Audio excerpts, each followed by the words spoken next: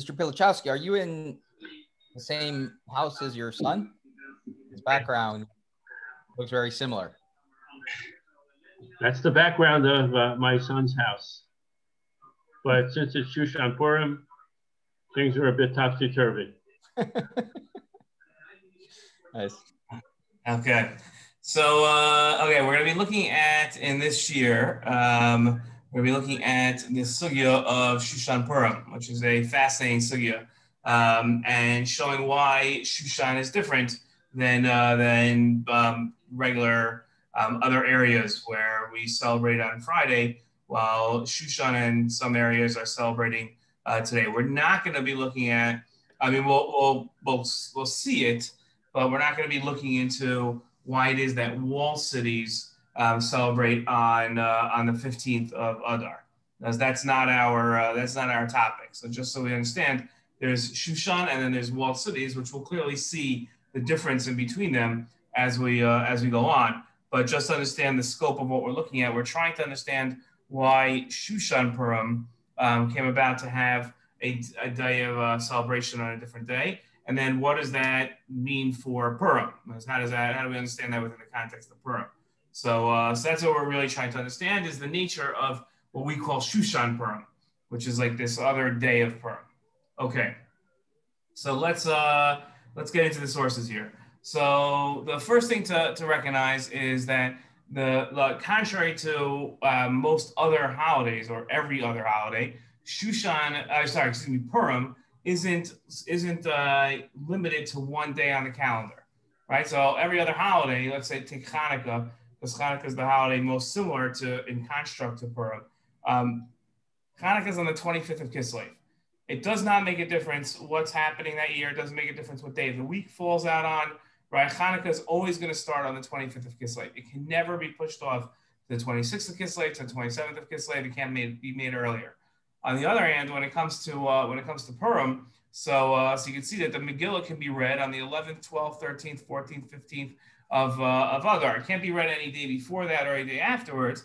But because the Megillah says Bizmanehem, the pasuk says Bizmanehem in its times, so therefore the Chachamim learned out from the word Zmanehem Harbe Tiknulam, that there were many days that were set aside for Purim, for the commemoration of Purim. So that right away is a unique idea that you can have Purim on just depending on what's happening that year, it could be on different days. But that's an important thing, because if you didn't have this limud that tells us that Purim could be on various different days, so then you'd have an issue in terms of trying to understand how Purim could be, one place one day and another place another day, and how Jews could be celebrating Purim in different times. This right away sets us an allowance to saying that, okay, we get it. Purim does not have to be the same day for everybody. Okay, gives us sort of a elasticity, you could say, to the commemoration of Purim that other Chagim don't have. Okay. To start off our first question, the Gemara says if the Purim falls out on the 14th day, 14th day of Adar on a Monday, so then they'll read it that day, and the walled cities will read it the next day. Okay, so right, and then when the Gemara tries explaining why that is, right, so it says that cities that were walled from the times of Yoshua read on the 15th day. How do they get to the 15th day? How did a walled city get to the 15th day? So the Gemara says they're like Shushan. They're reading just like Shushan. Okay, so that opens up the question of what's the connection between walled cities and Shushan, right? How does what does one have to do with the other, right? That's a very strange thing. If you'd say that they're reading, right? They've set up their reading to be just like Shushan. Okay, so that must mean there has to be some sort of connection between a walled city and Shushan, right? It also sets us up as showing that there's something like about Shushan that is like a baseline difference than regular Purim, right? There's Purim and then there's Shushan's Purim, right? So all of a sudden we're led into this idea that Shushan has a different Purim, right? And then that could act as sort of like as a day that other people could, or other places could sort of cling on to. Right? You could move on to Shushan Purim. I'm a Shushan Purim type of place, right? So all of a sudden, Shushan Purim becomes like its own day on the calendar. It's not like a I don't know what you would even say is another option, but it's not like it's a less than ideal type of celebration. It has a sort of a real expression in halacha of Shushan Purim, to the extent where it's like it's a building compound that other things could be built off of. But you do have to understand is how is it that somebody else could cling on to Shushan and not cling on to regular Purim. If you take, like, I don't like to keep going back to it, but if we would take go back to our chemistry analogy. So how could it be that that a certain compound could cling to the Shushan Purim compound, or an element could cling to the Shushan Purim compound and not cling to the regular Purim compound, right? How is it that it's able to jump, right? Does there have to be a connection? What's the mechanism that allows the walled cities to move over to Shushan? That's our question, okay? Because if we're just starting off not knowing anything, and I guess this is like sort of my unexpressed confusion coming into the sugya, and not knowing what Shushan Purim is, I would naturally assume that there's Purim is the real Purim, and then Shushan Purim is like this freak exception to the rule Purim. It's not an actual Purim. It's like some weird variation of Purim. It's a mutation of Purim. But now that we're saying that somebody else can follow the mutation, so then it seems to be that the mutation is no longer a mutation, but it's an actual real expression of Purim. I guess that works. That works as an analogy. Okay, and now I'm trying to figure out how it is the nature of this new real expression of Purim that's on a different day, and then how it is that other places can model themselves after the other Purim, right? How do they decide to go after regular Purim on the 14th or Shushan Purim on the 15th? That's my question. Okay. As a side point, according to what you originally were saying, I don't know if it has any significance, but in most cases, a minority of the Bnei Yisrael would be doing Shushan Purim. So I don't know if that's significant at all, but here you have a celebration where only a minority is. Depends where people are living, right? So I don't know if the majority, it depends on on how things work out, right? It all depends. Everybody moves to Yerushalayim, so then it wouldn't be like that. Okay. Okay. So then the Gemara says like this. The Gemara says, Shushan Dada Kaman Lo Kafrazim Kol Mukafafim Arav Alei Kadi Shadi Shushan Hov and Asavane. So they try to understand. Hold on a second. Okay, we have big cities read on one day, like small suburbs read on another day. So how did Shushan get to the 15th? Right? We have the Gemara has two different models. It has big cities and it's got suburbs, and they read on two different days, right? Not necessarily 14th or 15th. Depends on, we're talking about days of the week.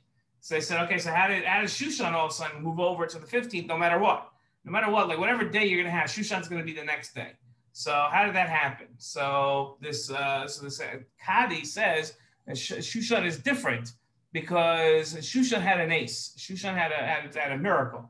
And therefore, because Shushan had a miracle, so then it seems that Shushan has its own day. That's where we get the mutation of Shushan becoming its own expression of Purim, because it had a nace happen there. Okay, interesting, because that seems to be a nace. Everybody had a nace, right? That's the whole point of Purim, is it was a nace. So Rashi explains, Hov and Asav nace, Shnitahem Gmar Gam Machar Lasos Kedas Hayom. Right? So as we're going to see in the story, everybody had one day to kill their enemies. That was the 13th of Adar. Shushan had the 14th of Adar to kill their enemies. So they had 2 days, 13th and 14th.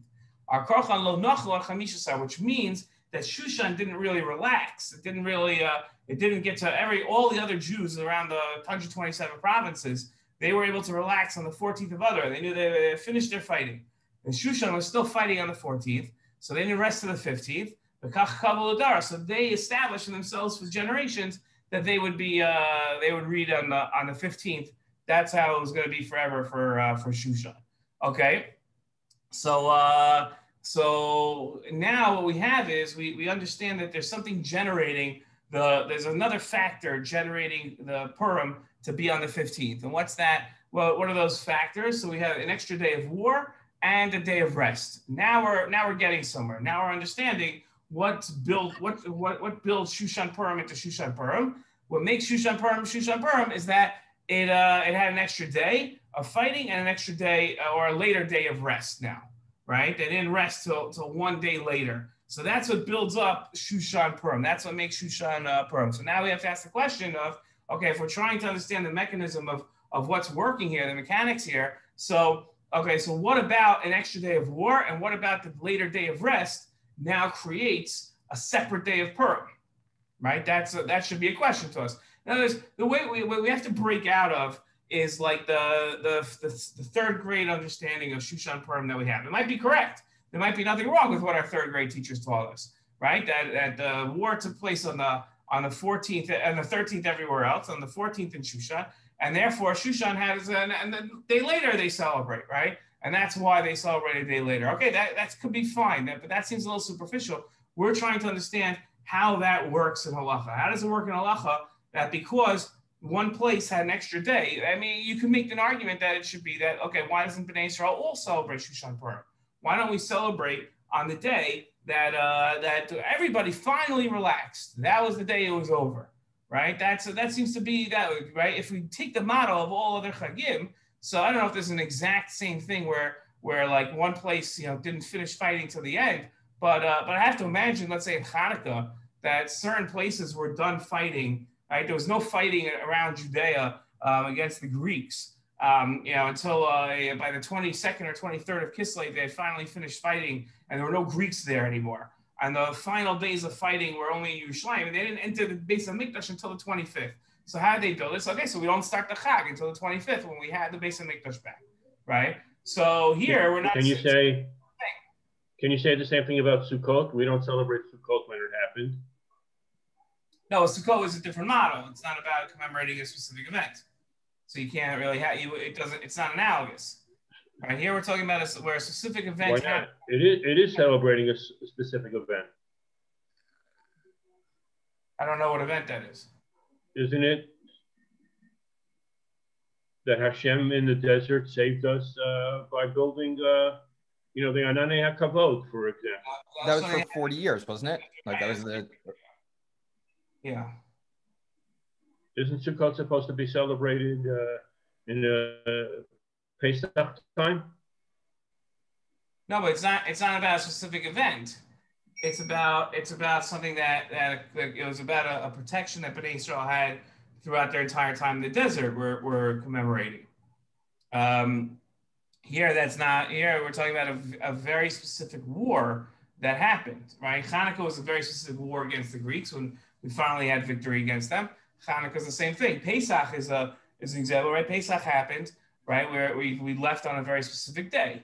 So that was one specific day that we had, right? That we left. But that was here, right? So that's my question. So in other words, like it's not a guarantee that everybody stops fighting at the exact same moment, right? Like I don't know what happens in wars, but like I imagine when the Japanese finally surrendered. So I doubt that it was like, okay, everywhere across Japan, they all got a telegram at the exact moment. All the Japanese soldiers stopped shooting at that one moment, right?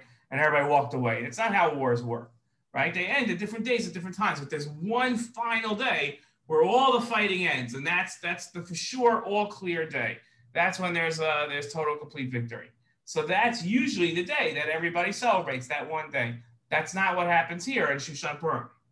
Shushan Purim, it's like everybody finished on one day and then Shushan finished the next day. So then they establish Shushan the next day. That seems a little strange. Okay. Okay, so now, so now look at the Rambam here. The Rambam says, this is source number 7 here. The Rambam says, Ezu Zman Kriyasa, Zmanim Harbe Tiknu Chacham, right? They had a lot of different days. Shenemar Zmanahem, that's the first Gemara we saw. Velu Zman Kriya, Komadina Mekavas Koma. Okay, fine. So, okay, what do we want to see here? I don't know if there's anything specific we want to see here. Okay. Okay, so here, what seems interesting in this Rambam, they have a question here on this Rambam, which is that that the Rambam starts off. I'm giving you my word. There's nothing before this that talks about the different days. Okay, like in the Rambam, this is halacha dalet. So halacha aleph, beis, and gimel does not talk about the days. So where should you start with the days? I would start the days off with the 14th of the regular Purim. And yet, what does the Rambam do? The Rambam starts the days off with the 15th. Almost like the 15th is the baseline. That's a strange thing, right? Why does he start off talking about the walled cities? Should he talk about the regular cities first? That's what I would, if I was writing in order, I'd say, okay, the 14th comes before the 15th, right? The 14th, right? Because again, our assumption has always been, at least mine is, I assume that you share the same assumption, that the 15th is sort of like an extension onto the 14th, right? That everybody celebrates on the 14th, and then the 15th people celebrate one day later. Yet the way the Rambam is ordering it, it seems to be that the 15th is like the first thing, and then the 14th is sort of like the, I don't know, the extension, what word you would use, but it doesn't start talking about it until later, okay? And, okay, and that you, right, so that seems a little strange. The Rambam in his Parish Mishnayos, he says like follows. He says, Anshe Shushan Korbaso B'Yom Chamishasar Afa Pishi Chadasha Kevan Shikar Nes Na'aseh Ba. Right, that in Shushan, okay, and now this is where we have to pay very close attention to the actual words the Rambam uses. He says in Shushan they read on the 15th, Afal P. Now, all right, so I don't know if you watched the introductory Shiur, but the words Afal P are very important. The words Afal P mean even though, right? So what does even though mean, right? Even though means I might think X, but Y is really true even though X is there. In other words, the FRP is like sort of that's what we would expect to be true, right? And yet, so what does the Rambam say here? So it's all messed up, the FRP, based on the regular understanding of Purim. Yom Chamishasar, right? So Shushan reads on the 15th, even though it's new, right? What does that mean? It's new, meaning what's the old part of Purim? The old part of Purim is talking about is the cities that were walled in the times of Yeshua. Yeshua was about 1,000 years before the Purim story, right? So let's just take a basic superficial understanding of Purim, okay? Purim happens across 127 provinces. Everything all happens on the 13th of Adar, and the 14th everybody rests. Shushan is the one place where something happens different. Then the rabbis come along and they want to give kavod to Eretz Yisrael. Okay, they want to give kavod to Eretz Yisrael. So what do? They say any city that was walled all the way back at the times of Yeshua, 1,000 years before. Yes, we know this has nothing to do with Purim, right? But we want to give kavod to Eretz Yisrael in the Purim story. Eretz Yisrael doesn't play a role in the Purim story. We want everybody to remember Eretz Yisrael. So in order to make sure everybody remembers Eretz Yisrael, we're going to have this other din that the walled cities read on the 15th. The walled cities are an extension of an extension onto the Purim laws, right? The Purim laws talk about only the 14th. And then there's an extension to the 15th for Shushan. And then there's this completely ancillary extension to walled cities from the times of Yoshua. But if you read this Rambam, it seems to be the exact opposite. What's the baseline here? The baseline is the walled cities from the times of Yoshua. That's how we establish the Purim Chag. Now, Shushan, even though it didn't have a walled city from the times of Yeshua, even though Shushan's a pretty fairly recent phenomena in Jewish history, even so, we're going to move it to the 15th. Why is it even so, even though it wasn't walled at the times of Yeshua? The times of walled Yeshua is this ancillary point. I'm not sure. Am I making myself clear here? Like how I hope so, right? Things shouldn't be based off of walled cities at the time of Yeshua. That has nothing to do with Purim. That was an additive by the Chachamim in order to remind us of Eretz Yisrael. So why would you ever say that Shushan reads on the 15th, even though it wasn't walled at the times of Yeshua? The times of Yeshua thing is the new thing. The sentence should be written We celebrate the 14th, right? Shushan celebrates the 15th because it had Na'aseh Nes, and the walled cities are, even though they had nothing to do, that's where the even though should go. Even though the walled cities had nothing to do with the Purim story, we wanted to give cover to Eretz Yisrael, so they read on the 15th also. But here it's the exact opposite. It's very strange, right? And then he goes on and he says, Kevan Shikar Hanes Naseba, right? So now, and that goes on, that's even weirder, right? The Ikar of the Nes, right? That he sings, now keep in mind, he adds in a word, right? And when the Rambam adds in a word, he's doing this intentionally. He says the main part of the Nes happened in Shushan. If you look at our Gemara here, in source number 5, it says, Ho'ov Na'aseh Nes, right? That a Nes happened, not the Ikar Nes. It says a Nes happened. The Rambam adds in, says it's not just a Nes happened in Shushan, it's the Ikar of Purim's Nes happened on Shushan, right? That's very telling by the Rambam. The Rambam's adding that word in Ikar. Now again, just to, the Rambam didn't write this in Hebrew, he wrote this in Arabic, but whatever word in Arabic means Ikar, that's the word that's there, right? In other words, it's not added in by the translator. That's the Rambam's intention. Okay, now, if we look at okay, fine. So we have to understand what the Ikar Nes is, and we have to understand whether Rambam changed it to be Ikar Nes, and we have to understand this whole thing of why we're starting off with the walls being the 15th, right? It should have been written the other way around. Now this is, I have to say, the entire Mishnah Torah, this is one of the strangest worded Rambams ever. This Rambam here in source number 9. This is the directly next halacha on the Rambam. Okay, the Rambam says like this: Shushan abir afa pishaloh haisam mukefas koma b'mei Yoshua benun korim b'chamisha sarba. So again, same type of afapi. Even though Shushan wasn't walled at the times of Yoshua, right? So it's still, you read it on the 15th. Shebahaya hanes, because that's where the miracle happened. Now, if you say, wait a minute, hold on a second, what do you mean the miracle happened? The miracle didn't happen in Shushan. The miracle happened everywhere. All 127 provinces, they were all going to be annihilated. The miracle didn't happen in Shushan. That they rested on the 15th. But who rested on the 15th? The Jews of Shushan rested on the 15th, but the other Jews are the psukim that the other Jews rested all the other times. Okay, so now the Rambam says, why is this to have anything to do with Yoshua? Yoshua was years before the Purim story. Kidei, what does the word kidei mean? Right? The word kidei means in order. Okay? In order, right? So in order, the reason why we're doing this, right? So it's connecting. The words in order connect your previous statement to the next statement, right? And the Rambam started off by saying the lama. So lama, why do we have this concept, right? Tied into the words of Yoshua, tied into the times of Yoshua. Kidei, in order, okay? That's a normal sentence structure, right? So why is it that it was tied into the times of Yoshua? Kidei, in order, l'chal kavod Eretz Yisrael.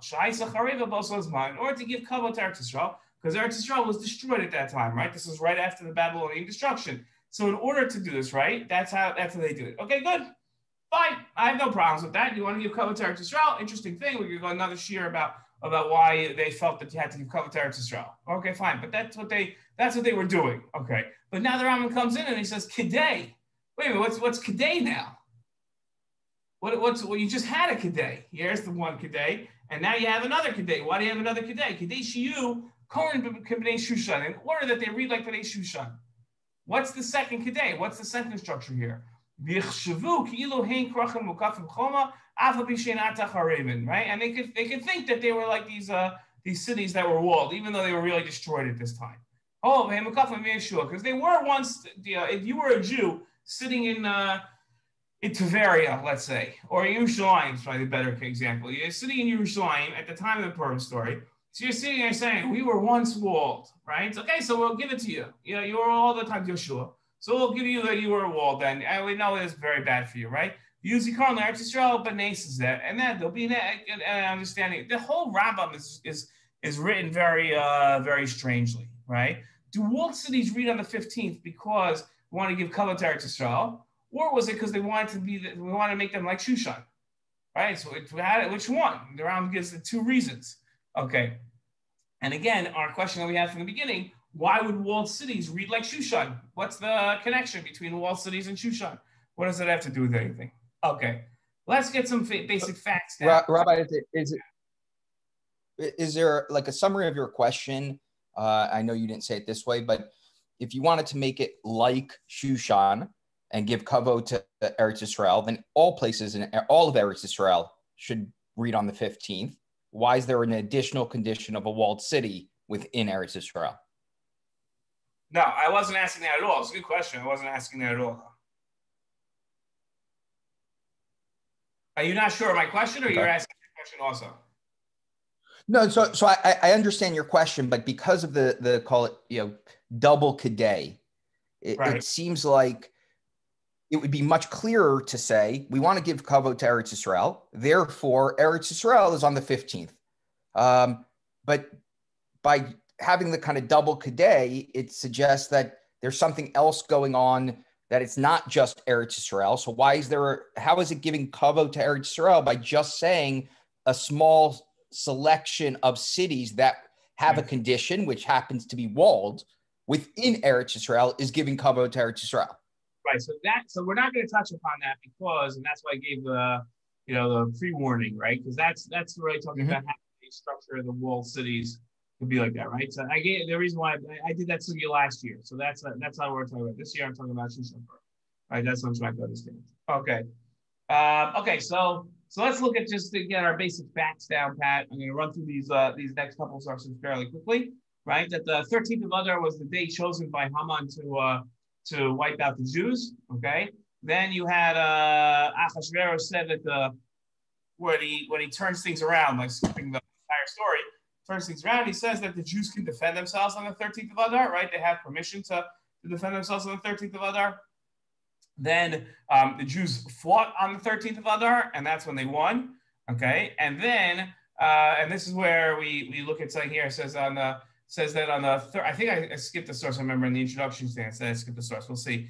Then the numbers were brought to the king, right? So the numbers were brought to the king of how many people died, right? So he's told that in Shushan 500 people died, and the rest of the places like 75,000 people died, right? So yes, I skipped it. So the Ibn Ezra says that the reason why the numbers were brought to the king was they were anti-Semites. I'm going to call them anti-Semites, called enemies of the Jews, Haman's people, whatever you want to call them. It's just easier if I call it. The anti-Semites at the time brought the numbers to the king in the hopes that it would jumpstart the king. Hey, do you realize how many people died? Right? Do you realize what you've done here? Right? Like your loyal subjects were there were 500 loyal subjects killed by the Jews in the capital today. And then the king would be like, oh my gosh, what did I do? How did I let the Jews do this? Now I got to take revenge on the Jews to create justice here. That didn't happen, right? That was not Achashverosh's reaction at all. Achashverosh was very satisfied by the fact that the Jews had killed this many people, right? And that's when Esther says to the king, right afterwards, she says to the king, she says, you know what, can we have tomorrow? Want to do it again tomorrow? And the 10 sons of Haman that the Jews killed today, we want to hang them on a tree now. Right. So why they do this? So the Rambam explains here, right, that there were still anti-Semites in Shushan. Right? Who lived in Shushan? So it's the capital city. So these were always the head people who lived in the capital city, right? It's the seat of the government. So the main leaders, right, who was spread out, it was all these crazy anti-Semites that were all over the place. But these weren't the leaders, right? The people sitting, let's say, in Ethiopia, the anti-Semites that were killed in Ethiopia at this time. So they weren't the leaders of the movement. The leaders of the movement were sitting in Shushan, right? That's who was there. And those people were obviously of smarter intellect. As soon as they saw that the letters went out that the Jews were going to go on the offense, right? So then they knew we better hide, right? That's what we better do. So Esther knew that they were not killed. Yes, 500 people were killed, but she recognized the fact that the leaders of the anti-Semites were still around.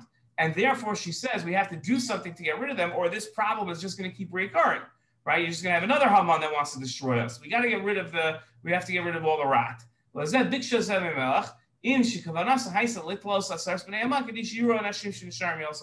wants to kill all the people that are remaining, and she wants to hang Haman's sons in order to get the message across. it's no longer okay to kill Jews, right? This is no longer in fashion, and it's no longer right because it was a whole year that all anybody talked about was the fact that the Jews were going to be killed on the 13th of Adar. That was what was in style. That was what you did. You killed Jews, right? We're all waiting for that one day where we could go out and kill all the Jews, right? So now she wants to make sure everybody understands. No, look, that's Haman's sons hanging on a tree. So then the Jews get together in Shushan on the next day on the 14th, and they kill the 300 remaining leaders, right? That's who they kill, right? They kill the 300 remaining leaders, and that's what happens in Shushan, okay? And then, right? And then the Mordechai and Esther set up, along with the Chachamim of the generation, they set up there should be a day of on the 14th, there should be a day of celebration, and a day of 15th, there should be a celebration. So why would they set up the Chag in this way, right? Why set up the festival on 2 different days? Why not just say, we're going to celebrate on one day? Well, where do you have such a thing? There's a concept that we're going to celebrate on two different days. Okay. So the Ran this is one of the— Rabbi, could I just, sorry, Rabbi. Could it be that the default day was, okay, if you're done with war, if you're rested, then do it on the 14th. But if you don't meet all those requirements, there's a makeup date. Maybe, I don't know if there's a connection like the Pesach Sheni, if you're impure, you could do the Korban like a month later. So if you're not rested, then you do it on the 15th. Why, Except it wasn't like that. That's not how it was set up. That would have been nice, right? By the way, in Shul today at Mincha, so I don't live in a place that celebrates Shushan Purim, right? So Mincha today we had it was very funny. We didn't say Tachanun because it was Shushan Purim. So some kid, he's 15 years old, starts screaming, "We got to say Tachanun! I have to say Tachanun!" So because it's Purim Shulash, so you start arguing with the whole entire shul. He starts screaming. He says, "It's just a makeup day. It's a makeup day for today. It's not a real day. There's nothing happening here. He's making it up." Yeah, he was incensed. He left shul and he said, "Tachanun." Hilarious. But so that would have been nice. You and that kid have something you think the same way, but that's not. It wasn't set up that way, right? It wasn't set up as a makeup date because it was one specific locale that had this day. Right? It was only one specific locale. So it wasn't made as a makeup date for, if you happen to be, arrested. It was, it seems like it was set up, lichatchila, to be this way. And from the writings of the Rambam, it seems to be that not only is it not a makeup day, it seems to be it was the main day, right? That really the 15th is the baseline day. That's how he starts off his discussions, with the 15th, and then moves on to the 14th. So, right, so that, and you obviously can't have a makeup day backwards. So, right, so, okay, so the Ran is really, really important here. We're going to skip the Ramban, because it's not really, I just brought it up in the introductory share. If you didn't see it in the introductory share, so then you have to see the Ramban. Next year, believe me, I think I'm going to really, delve into the Ramban. The Ramban has the most, destroys every single thing we understand about Purim, argues with everybody else. And what's fascinating is that academics and historians, when they tell the Purim story, they go way, the Ramban disagrees with Chazal on everything. There's no way you could read Maseches Megillah with the understanding of the Ramban. The Ramban just destroys it, says everything is wrong. But all academics and historians, when discussing this time, who don't feel subservient to Chazal's interpretation, all are aligned with the Ramban's reading. It's fascinating. So we're going to skip source number 20, but in source number 19, the Ran says as follows. And this is the classic understanding, Chazal's way of understanding what happened in the Purim story. Okay, very, very simple, interesting, just the classic understanding of Purim, right? That the 13th was the day that everybody gathered all around and fought. Okay, but that day, right? He says, Alma b'noach hadavar talui v'lo b'milchama. Right, that it was in the day that the holiday was based upon when they rested, not the war, right? Unlike Hanukkah, that it was based on the war, right? We always talk about the war. The Ikar part of Purim, right? The main part of Purim, if you say, what was Purim celebrating, right? You would say Purim celebrates the resting from war, not the victory of war, right? It wasn't about the 13th of Adar. It's about the 14th of Adar, right? Because what happened on the 14th of Adar? Nothing. right? It's fascinating when you say, well, you sit there in Purim and you say, what are you guys celebrating today, right? So everybody would naturally say, oh, we were threatened with annihilation, and then we beat off our enemies and killed them, and that's why we celebrate today. So then the next question would be, also today's the day that the war was? No, that was yesterday. Yeah, so what are you celebrating today for? Right? Today was the day we didn't have war, right? That's what we're celebrating. So that's like that. Duran is very very emphatic about pointing out. And then he says as follows. He says that in his next comment, he asked the question. This is our question. The Quran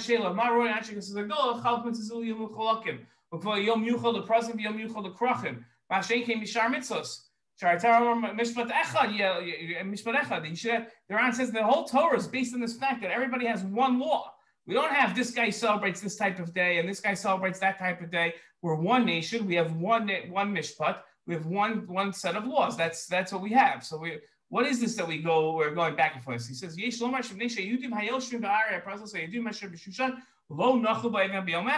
but because there wasn't the similar days.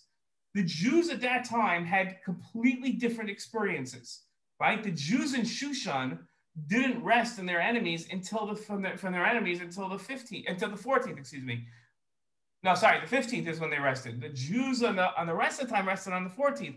There was two separate, completely different experiences that the Jewish nation experienced. The Jews that were outside of Shushan did not have anything to do with the Jews in Shushan. It was completely different experiences. It wasn't even related, right? It is so different that Mordechai and Esther, when they set up Purim, they had to set it up on 2 different days. Because had you told the Jews that you're going to have a day of Mishta Simcha on the 15th of Adar, they'd say, why did we wait 2 days to celebrate? That doesn't make any sense. They celebrated right away. When the Jews in Shushan were fighting, the Jews elsewhere were already celebrating. They were already having their feasts because they were already victorious.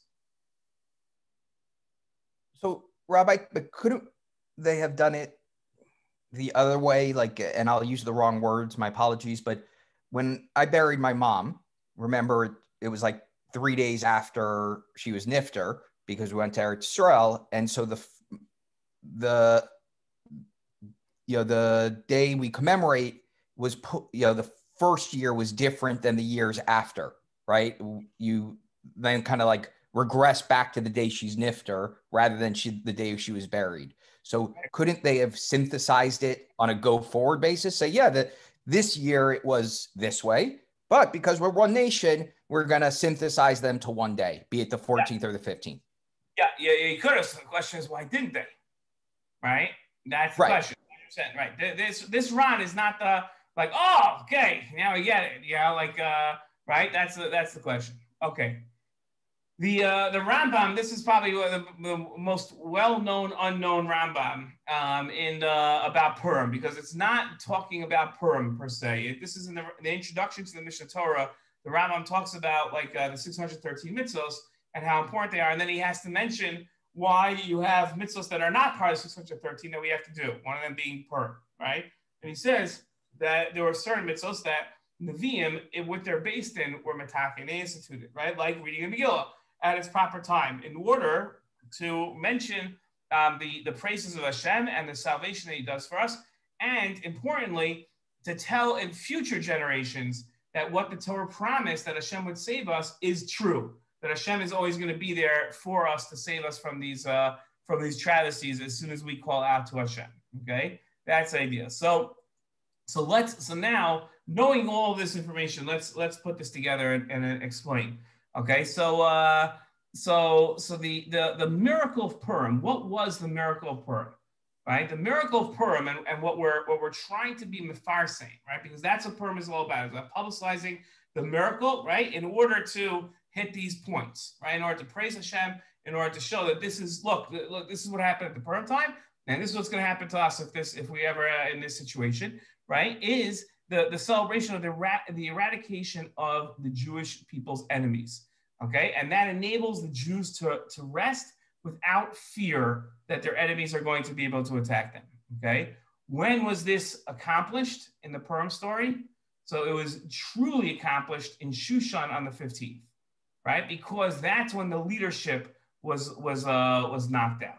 That's what the Rambam means by Ikar Hanes, right? Yes, the Jews were already celebrating before the leadership was knocked out, but it wasn't so much it was premature. It was a misunderstanding to a certain extent of what the real relaxing and the real lack of having to worry again. Because what Esther understood was that yes, it's true. Right now, as things stand, we can celebrate. We are no longer threatened that we're going to be completely annihilated this year on the 13th of Adar. That we can celebrate. But this is just going to occur again. These guys are just going to come up again. They're just waiting for their day, right? They're going to keep plotting. They're going to keep manipulating the king. They're going to pay him more money. This is going to happen again at some point. So how do we ensure that this doesn't happen again? We have to go after the leadership. It was only once the leadership in Shushan was knocked out, when those extra 300 people were knocked out and the 10 sons of Haman were hanged, it was only at that point that the Jews could finally have complete assurances that nothing was going to happen to them. That was the Ikar Hanes. That's what the main thing was. But again, you had two different experiences, because there's the immediate salvation of we were saved, right? Right now I'm okay. I was supposed to be completely wiped out yesterday, so now I'm not going to be wiped out, so I'm okay. The fact that in 2, 3, 4, 5 years from now this thing could happen again, right, is not something that I'm immediately worried about. I immediately thought I would be dead today. I'm not dead today. The fact that in a couple of years I might have to do this again is not my concern right now. Esther, who was a leader, who was forward thinking, realized that we have to do it. So that became the Ikar Hanes. It became on the 15th, then it became the main part of the Nace. Okay, and that's where we have our divide. Okay, so right, so that's where we have the divide. So now let's go through our questions, taking that and that model of what we've just explained of how the events shaped the formation of the Chag. We'll be able to answer our questions. Okay. Now what we're going to have to do is explain why it is that walled cities at the time of Yeshua and Eretz Yisrael had to play a role, right? Why did they bring in Eretz Yisrael? Right? Why does this have to do? Because what we're trying to do, and this is based on this Rambam here, is we're trying to show in Purim. Purim is not a celebration of a one-time event. It's showing the continuum of how HaKadosh Baruch Hu is always going to save Bnei Yisrael. It's trying to show how, right? So what do we have, in order to do that, what do we have to do? We want to take past, present, and then show that it applies to the future. So past is the times of Yoshua. All the way back at the times of Yoshua, these walled cities were always protected by HaKadosh Baruch Hu. Then they weren't. But then HaKadosh Baruch Hu protected us again at the time of Purim. And that teaches us that no matter what things we might fall into, whatever tragedies we might fall into, as soon as we call out to Hashem again, that's when HaKadosh Baruch Hu comes and saves us. That's the model. That's what Purim is really. That's the Pirsum HaNes. The Pirsum HaNes of Purim is not the Pirsum HaNes of let's say Mitzrayim, where we're talking about one moment in history. This is talking about a continuum across Jewish history that occurred, sort of like a cosmic continuum where you're always going to have a HaKadosh Baruch Hu is always able to save us. That's the Pirsum HaNes. Okay, so the extra day, right? What's the idea there, right? So that was the ultimate day of salvation. That's why the extra day is not really the extra day. The 15th is not the extra day, but that's why I was so excited when I learned the sugya, because my whole life I had seen the 15th as an extension onto the 14th. Right, everybody celebrates on the 14th, and those weirdos celebrate on the 15th. It's like an extension, right? They have, I don't know, like Scott says, like it's like the makeup day, right? Like they missed out on the main thing. They're in Shushan or they're in Yerushalayim, whatever it is, some weird reason why they're doing something different. It's the opposite, right? That was the main day of salvation. That's the main day that we have as a salvation, okay? And so that's why the Rambam starts in this weird way, where he starts with the baseline is the 15th, because that is the baseline. Even Yoshua is the baseline, because the whole idea is HaKadosh Baruch Hu saving us throughout all time. It's that line of HaKadosh Baruch Hu being there for us, not in one moment in history. So since it's the line, we do start the afapi about Shushan, right? This whole weird thing that's the whole idea, is that we start with the times of Yoshua, and that's why the Rambam seems like it's weirdly written, right? But it's not really weirdly written. It makes sense that the Rambam starts with Yoshua, because when the Rambam discusses Purim, he's taking a much greater, a much more expansive look at Purim throughout all of Jewish history. The Purim miracle is the miracle of HaKadosh Baruch Hu answering our tefillos. That doesn't start at Purim time. That starts at Yoshua, as the first time when the Jews enter Eretz Yisrael. They don't have a Moshe Rabbeinu. The Exodus is largely over, and yet HaKadosh Baruch Hu comes to save us. Okay, right, and now the Rambam talks about the Iker, right? When he says the Iker Hanes, that's why he adds in the word Iker, because he's trying to show it's not just a miracle took place on the 15th, but that's the miracle took place on the 15th, because that was the ultimate salvation for the Jewish people, was establishing facts on the ground to make sure that they should know that they would never ever be at risk again from this group that came after them, because HaKadosh Baruch Hu eradicated them on that day. Okay, and that's why the Rambam seemingly gives two reasons. Right? Sorry, Abba? What you mentioned about Yoshua being the first time where Hashem saved us, and that's the sort of the model for this, and for all time going forward. That would be the first time as Bnei Yisrael, because we could say that Hashem saved us from Amalek in the desert. I was all the battles in the desert. I wouldn't tie it into as a people of Bnei Yisrael. I'd say it's the first time that outside of the Exodus from Egypt, right? So you have like Gulas Mitzrayim. So that's like a point in history. You can just say, okay, but how do we know that the salvation from Mitzrayim is going to extend for the rest of our times? So where do you see that? That's Yoshua. There's a lot of things that point to that, like that Yoshua split the Jordan River, right? Why do you have to split the Jordan River, right? Why don't you just take boats or something, right? Because to show that just like HaKadosh Baruch Hu split the river there, right? There's a continuation. We want to show that these themes continue, that whatever happened at first is going to continue happening. So that's why at times of Yoshua, so that's why it starts in the times of Yoshua. So now, why not just have, and then with this one, why not just have one day and make it on the 15th, right? So, and this is what I think is like the main accomplishment in the sugya. Why not just make everybody have it on the 15th, right? So what we're trying to show is two different types of salvations. By splitting it up, Mordechai and Esther were saying there are actually two different types of salvations here. There are two different types of Yoshuas that happened. The first Yeshua is the minor Yoshua, is the immediate. Right now, you don't have anything to worry about. Right now, you've killed all your enemies. You're sitting out in the middle of Turkey, right? And you're all the way out there at the edge of the 127 provinces. You have nothing to worry about today. That salvation was established. But the ultimate salvation, right, which is a secondary salvation, a much larger, the main part of the nace, what happened the next day. And that's where the leadership was wiped out. So that future genocides and future plots against the Jewish people would no longer occur. So it was set up specifically to show that there are different types of salvations. There are different types of Yeshuas that come up. There are different types of miracles. There's immediate miracles that solve immediate problems. And then there are a much larger range of miracles that occur. So it's not strange. It's not that it's a violation, like the Ran says here, of Mishpat Echad, that there should be one law for the Jewish people. Specifically, it was set up this way to show that there were two types of nisim that occurred to the Jewish people. A short, immediate term nace that solved the problem today, and then a much longer extension one that only occurred in Shushan that lasts that's a much larger affecting nace.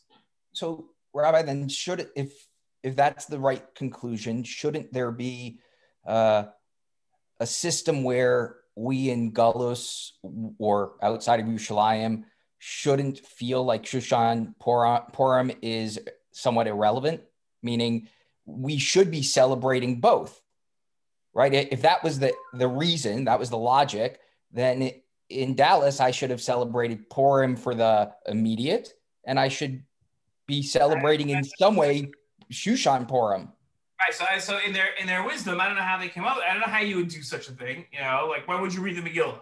Right. Like would you which right. We read the Megillah as if like if we were experiencing it, so I would experience the Megillah now. Right. Like that's when because I am in the place where I was outside of Shushan. So therefore, right, when would I have experienced it in Dallas and Mitzvah and where at Miami, right? Where would I have experienced it? I would have experienced it on the 14th. So I read on the 14th. Right, but in essence, the way they set it up is that we are celebrating the more irrelevant miracle, or whatever the right word is, the smaller miracle. We're commemorating the miracle that would have occurred to us. Right, but we're ignoring the larger miracle. I don't know, we're conscious. Yeah, we are. Come on, you might not be, but everyone else is. Guys, okay, so that's why we learn sugyas. That's why we understand things. That's that's the whole point, right? But it seems like the system they created is flawed. If they were trying to accomplish that, right, a recognition of a smaller versus the Iker, then it seems like we're missing something here in our practice. Yeah, I would agree that you're missing something in your practice if you're not conscious of Shushan Purim on Shushan Purim, 100%. But the way they set it up was that people that are in the in the towns that occurred on the 14th, celebrate on the 14th, and the 15th on the 15th, and that way it's commemorated in a specific purpose. Like I don't know, you could always go and say like, okay, it could have been better that way, this way, I don't know, but okay. I'm saying, I understand your point. I definitely understand your point. I'm just saying that, like, had we done it the other way, right, then you would have said, okay, how come it's not this way? Like, I don't know. You can always find, like, something, No, I know, but you could have had one of the mitzvahs, like Mishloach Manot on the 15th for everyone, right? They could have done something to connect. Right, you want ritual on the 15th. Or recognition, right? Anything along those lines, right? Like, I nominate Jonathan to be on the ritual committee. Just put Al Hanisim into Shushan Purim. It's your ritual. You don't say Tachlin to me. Right, but say Al Hanisim on Shushan Purim. If you also, I'll tell you, by the way, let's say accidentally you did say Al Hanisim on Shushan Purim, you wouldn't repeat your Shemona Esrei. Well, if you said it 5 days from now, you would. There you go. But mostly, you don't say Tachlin.